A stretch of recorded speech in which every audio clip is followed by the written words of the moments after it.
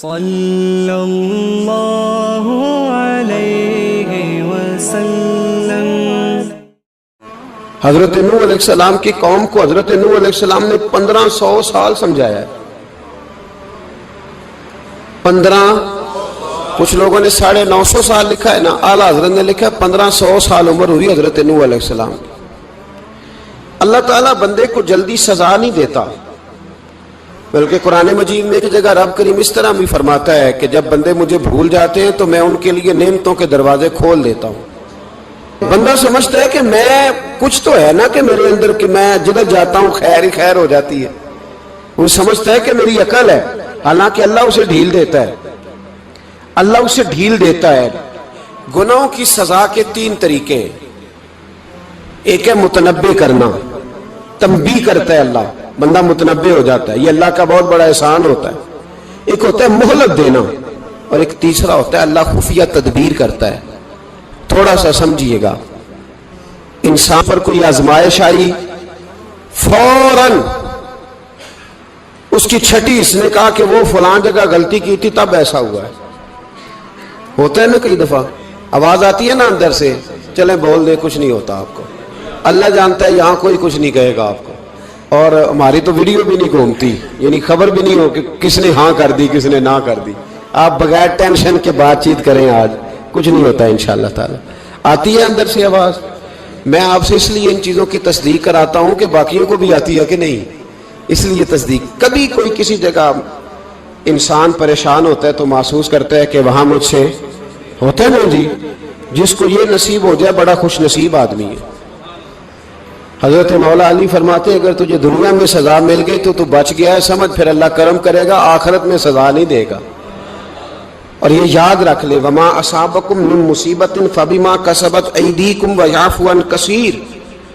اللہ فرماتا ہے دنیا میں تجھے جو بھی تکلیف پہنچتی ہے وہ تیرے ہاتھوں کے کرتوتوں کی وجہ سے پہنچتی، ویعفو عن کثیر، فرمایا کثیر گناہ تو میں ویسے ہی معاف کر دیتا ہوں۔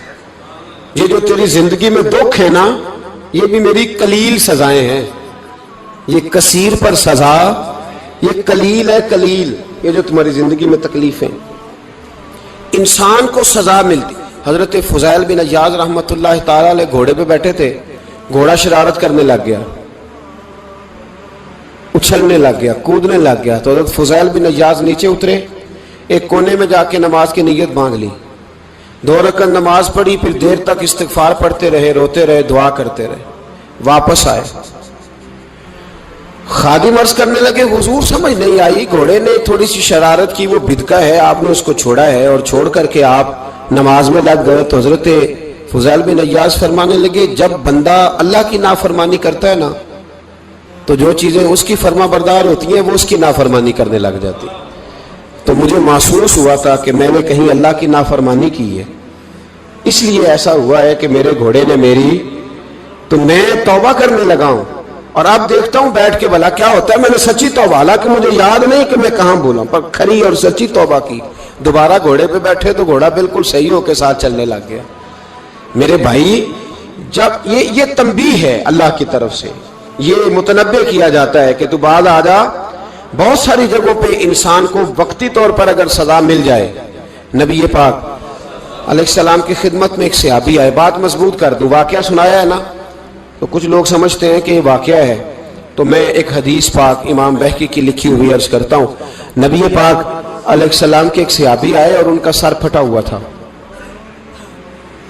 خون بہ رہا تھا۔ سرکار نے فرمایا کیا ہوا؟ عرض کی حضور ایک عورت جا رہی تھی، میری نظر پڑی، ابھی نظر پڑی ہے کہ میرے آگے ستون آ گیا تو میرے سر پہ لگ گیا ہے۔ نبی پاک صلی اللہ علیہ وسلم نے فرمایا تیرے لیے خوشخبری ہے، اگر دنیا میں تیری غلطی کی تجھے سزا ملی ہے تو پھر رب تجھے قیامت میں سزا نہیں دے گا، پھر اللہ قیامت میں سزا۔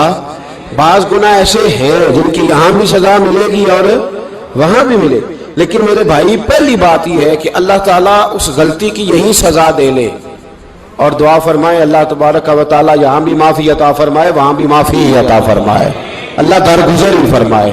لیکن میرے بھائی ایک تو یہ سزا، ایک سزا یہ ہوتی ہے کہ انسان جب گناہ کرنے لگتا ہے تو اللہ نعمتوں کے دروازے کھولتا ہے، مہلت دیتا ہے۔ 500 سال تک فرعون کو مہلت دی. کتنے؟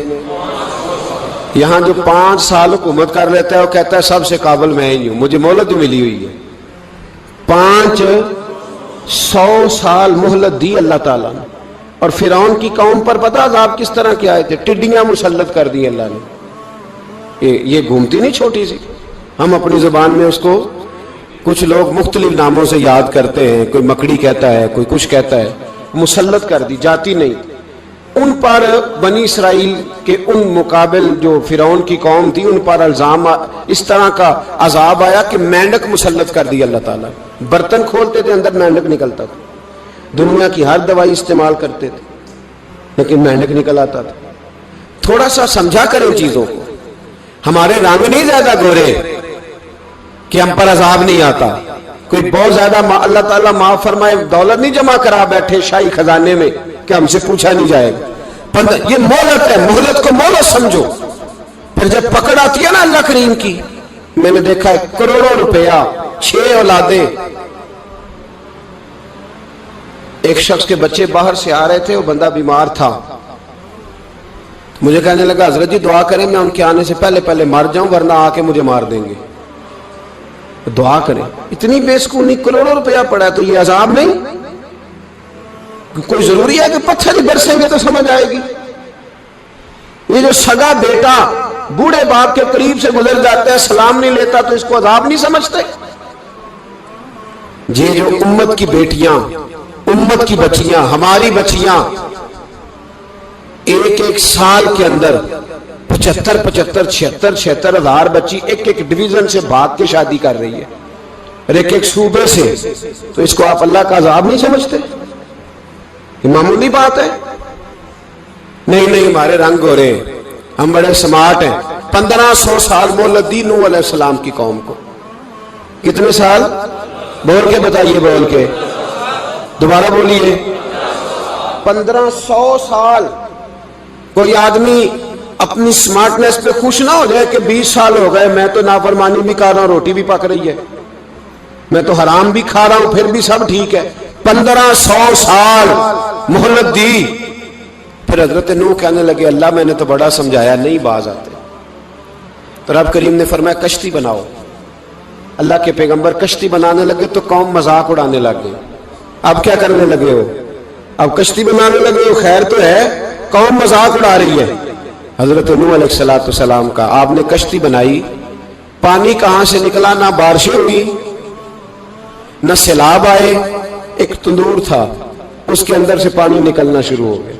کبھی تندور سے بھی پانی نکلا ہے, پر جب نکالنے والا چاہتا ہے تو وہاں سے بھی ایک تندور سے پانی نکلا. اتنا نکلا, اتنا نکلا, اتنا نکلا کہ قوم ساری ڈوب گئی. قرآن مجید کے صفحات شہادت دیں گے کہ حضرت نوح کی قوم کا بچہ بہ گیا. بچے صرف وہ تھے جو حضرت نوح کے ساتھ ہو گئے, تباہ ہو گئی. اللہ بے نیاز ہے, بے نیاز.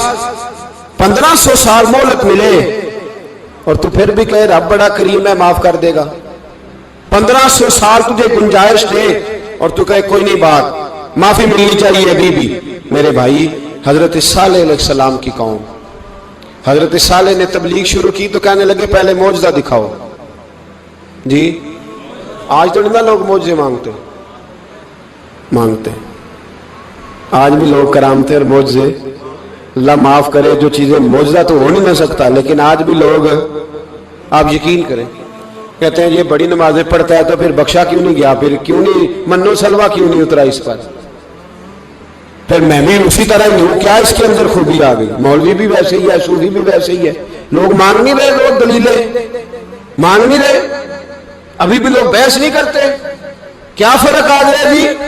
ویسے ہی ہیں سارے. اللہ تعالیٰ سے ڈرنا چاہیے. ہمیں سامنے والے کی طرف دیکھ کر صحیح ہونے کا حکم نہیں ہے, ہمیں اپنی اصلاح کا حکم ہے. اپنی طرف دیکھ کے اپنے آپ کو ٹھیک کرنے کا. الزام لگا کے گزر جانا, اس کا کوئی مطلب سنو اور یاد رکھو. حضرت صالح علیہ السلام سے کہنے لگے پہلے معجزہ دکھائیں, تو حضرت صالح علیہ السلام نے فرمایا اونٹ کہاں سے پیدا ہوتے ہیں؟ کہا اونٹنی کے بطن سے. فرمایا آؤ میں تمہیں پہاڑ کے اندر سے اونٹنی پیدا کر کے دکھاتا ہوں. کہاں سے؟ پہاڑ کے اندر سے حضرت نوح ساتھ لے کے گئے تو پہاڑ کے اندر سے اونٹنی نکلی اور اونٹنی بھی گابن تھی، اس کے پیٹ میں بچہ، اور اونٹنی اتنا دودھ دیتی تھی کہ ساری بستی دودھ پی جاتی تھی، پھر بھی دودھ بچ جایا کرتا تھا۔ لیکن حضرت نوح علیہ السلام نے فرمایا اب تم نے دیکھ تو لیا یہیں سے، یہ جتنا دودھ دے گی روٹی بھی اتنی کھائے گی، ایک دن تم سارے پانی پیو گے، ایک دن یہ سارا پانی پیا کرے گی، ایک دن تم سارے باقی جانوروں کو گھاس کھلاؤ گے، ایک دن یہ اونٹنی، اور اونٹنی کا نام کیا؟ ناقۃ اللہ، اللہ کی اونٹنی۔ کس کی اونٹنی؟ نام کیا ہے؟ اللہ کی، یہ اللہ کی اونٹنی ہے۔ تو حضرت نوح علیہ السلام کی اونٹنی فرمایا اس کی بے ادبی نہ کرنا۔ باز نہیں آئے لوگ، باز نہیں آئے، کہنے لگا جی دودھ دینا تو ٹھیک ہے، پر یہ جو سارا پانی پی جاتی ہے نا یہ صحیح نہیں، یہ جو ساری گھاس کھا جاتی ہے یہ نہیں تھی، دودھ دینا تو ٹھیک ہے پر یہ نہیں صحیح۔ آپ نے فرمایا اسے کچھ نہ کہنا، اللہ کی اونٹنی ہے۔ میں کہا کرتا ہوں ان لوگوں نے ناقۃ اللہ کی بے ادبی کی، حضرت نوح علیہ السلام کی اونٹنی کی ٹانگیں کاٹ دی، صالح علیہ السلام کی۔ اور دیکھو اللہ بڑا بے نیاز ہے، اگر پیدا کرنا جانتا ہے تو حفاظت کرنی نہیں جانتا، لیکن رب کریم نے فرمایا نہ کرنا۔ انہوں نے ان کے پیر کاٹ دیے، کانوں پہ چھریاں لگائیں۔ اونٹنی جب مر گئی، اونٹنی اللہ تبارک و تعالیٰ کی وہ اونٹنی جب مر گئی تو حضرت صالح علیہ السلام کی قوم پر رب کریم نے زلزلہ بھیجا، اذا زلزلت الارض زلزالہا، جب زلزلے آئیں گے اور جب ان کا زلزلہ آنا زلزلہ آتا ہے نا، کیا کرتی ہے قوم؟ لا الہ الا اللہ، لا الہ الا اللہ، کلمے جاری ہو جاتے ہیں۔ بلکہ ایک دفعہ ایسا بھی ہوا کہ مسجدوں میں اعلان ہونے لگے زلزلہ آ رہا ہے، جو فجر کے لیے نہیں اٹھے زلزلے کے لیے وہ بھی اٹھ گئے، جن کا دعویٰ ہے نا میری سویرے آنکھ نہیں کھلتی، ان کی لگی نہیں کتنے گھنٹے، بعد میں بھی نہیں لگی، ٹی وی پہ اعلان ہوتے رہے کوئی نہیں آ رہا سو جاؤ چپ کر کے، لیکن آنکھ لگی۔ موت سے تو ڈرتا ہے، اللہ سے ڈرتا ہی نہیں، موت کا خوف ہے رب کا نہیں۔ زلزلہ آیا، ساری قوم تباہ ہو گئی۔ بتاؤ اگر ناقۃ اللہ کی گستاخی ہو تو اللہ ناراض ہو جاتا ہے، اور اگر اولیاء اللہ کی ہو، اگر اولیاء اللہ کی ہو تو رب ناراض نہیں ہوتا؟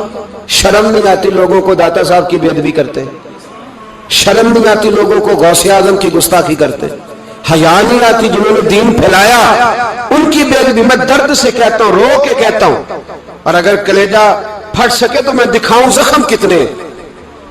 ایک حج کے موقع پر ایک بابا جی، اس سال 4,80,000 روپے کا پرائیویٹ حج تھا، اور بابا جی کی کیفیت کمزور تھی، بیچارے بیمار تھے، اس کے باوجود وہ گئے، بوڑھے آدمی، جا کے بیٹھیے بزرگ، اور کتنی مشکل ہے وہاں مینا، مزدلفہ، عرفات، طواف زیارت، کتنا مشکل کام ہے طواف زیارت کرنا، طواف وداع کرنا، کس کٹھن سے حج کیا، بڑھاپے میں پیسے بھی لگائے، اور جب وہ روضہ رسول پہ گئے صلی اللہ، اور انہوں نے جا کے نبی پاک صلی اللہ علیہ وسلم کے روضے کی طرف منہ کر کے درود شریف پڑھا تو ایک ملا نے اٹھ کے کہہ دیا تو مشرک ہے۔ تو میری روح کانپی، میں نے کہا تجھے شرم نہیں آئی، حیا نہیں آئی؟ اس کی عمر دیکھ، کس بڑھاپے میں کہاں سے چلا، کہاں آیا۔ یہ مشرک ہوتا تو کسی مندر میں جاتا، یہ مشرک ہوتا تو کسی گرجے میں جاتا، یہ مشرک نہیں، یہ مومن ہے، اور یہ وہ والا مومن ہے جس کے سینے میں دل جب دھڑکتا ہے تو خالی دھڑکتا نہیں، ساتھ وہ محمد عربی پہ درود و سلام بھی پڑھتا ہے۔ شرم نہیں آتی لوگوں کو؟ اتنی بڑی گستاخی کرتے، جو روضہ رسول پہ آیا مشرک ہے۔ میں نے جو مولوی کو صاف صاف کہا تھا، میں نے کہا اگر میں مشرک ہوں تو نکالو، مشرک کا داخلہ تو یہاں ویسے منع ہے۔ شرم نہیں آتی؟ اپنی زبان کا ایک پاس کرو کچھ۔ اتنا ظلم، اتنی بڑی فرقہ واریت امت میں، اتنا امت کو تقسیم کرتے ہو، تمہیں شرم نہیں آتی؟ جہاں سے اتحاد کا پیغام دینا چاہیے وہاں سے تم لوگوں کو فرقے کا پیغام دیتے ہو، ایک مقصود فرقے کی تبلیغ کرتے ہو۔ خدا را، تو میں کہہ رہا ہوں ناقۃ اللہ کی بے ادبی پہ عذاب آتا ہے، تو اولیاء اللہ کی بے ادبی پہ نہیں آتا؟ داتا صاحب ساری زندگی تبلیغ کرتے رہے، ایک آدمی نے اٹھ کے کہہ دیا جناب وہ تو شرک کا اڈا ہے، تو رب کریم ناراض نہیں ہوتا ان باتوں سے؟ ہمیں خیال کرنا چاہیے، اللہ سے ڈرنا چاہیے، ان چیزوں سے عذاب آتا ہے اور آ رہا ہے، اللہ تعالی ہمیں محفوظ فرمائے۔ اللہ ہمیں اس سے، قوم لوط پہ بھی عذاب آیا، ہم جنس پرستی، مرد مردوں سے بدکاری کرتے.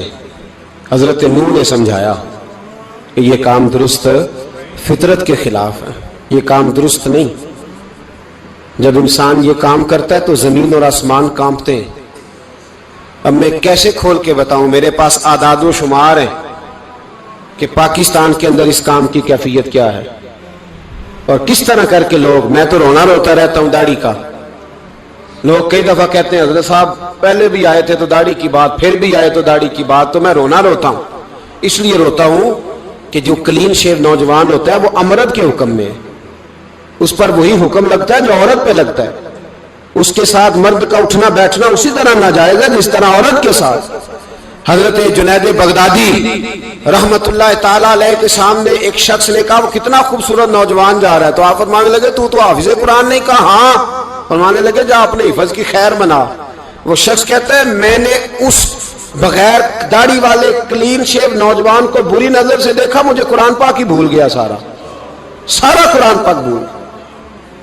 اور کتنے سال میں دعائیں کرتا رہا, بیت اللہ کے طواف کرتا رہا, میں یاد بھی کرتا تو نہیں ہوتا.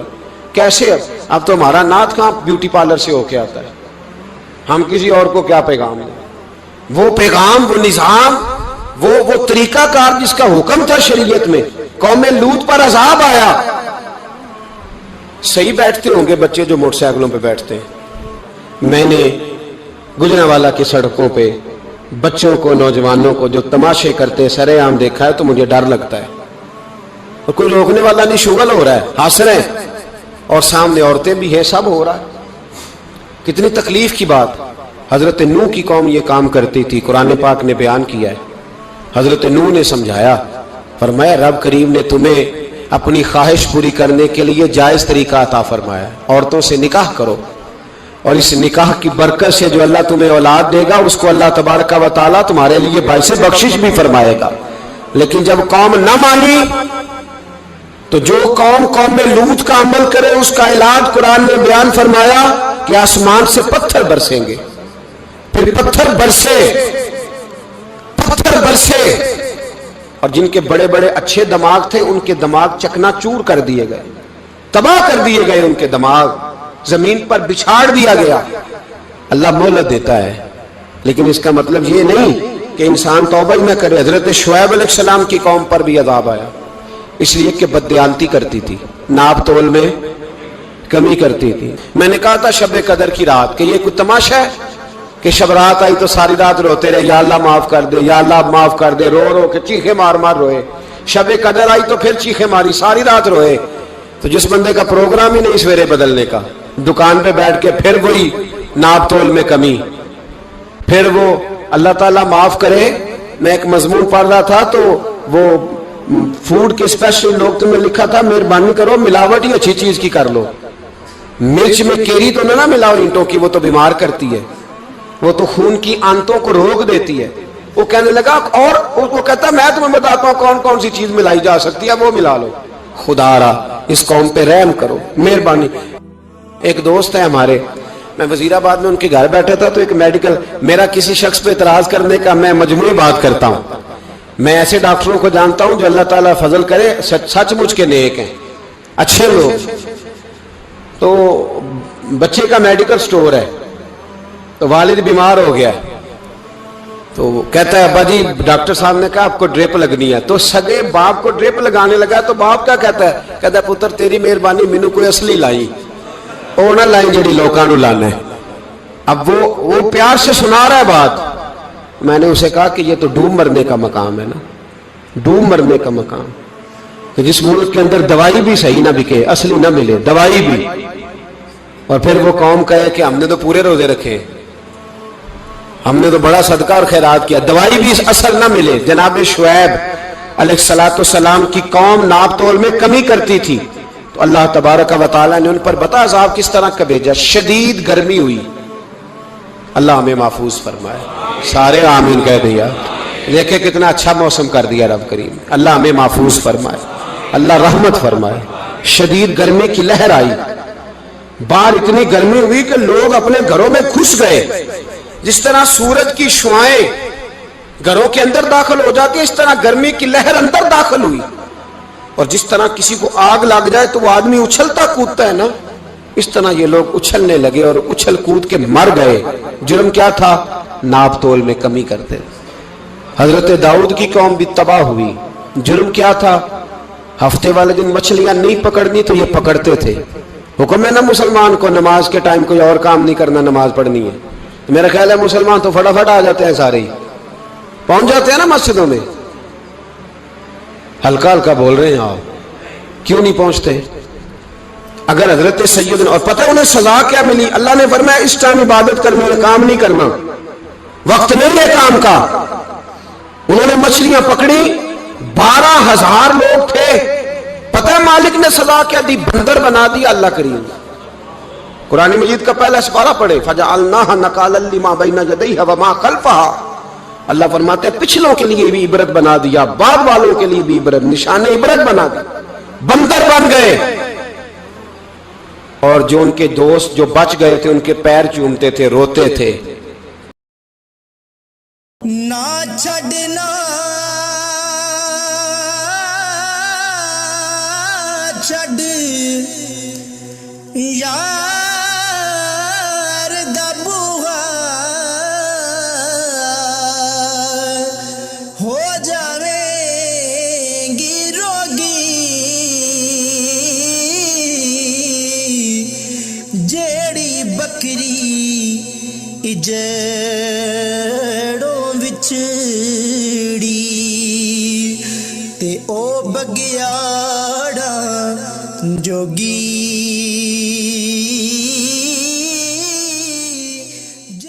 ٹر گئے یار جدائیاں والے،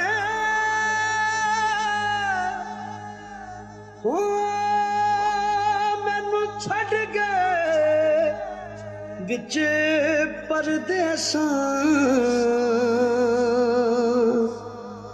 ہوئے اٹھن جوگی نہ چھڈ گیا مینوں، ہو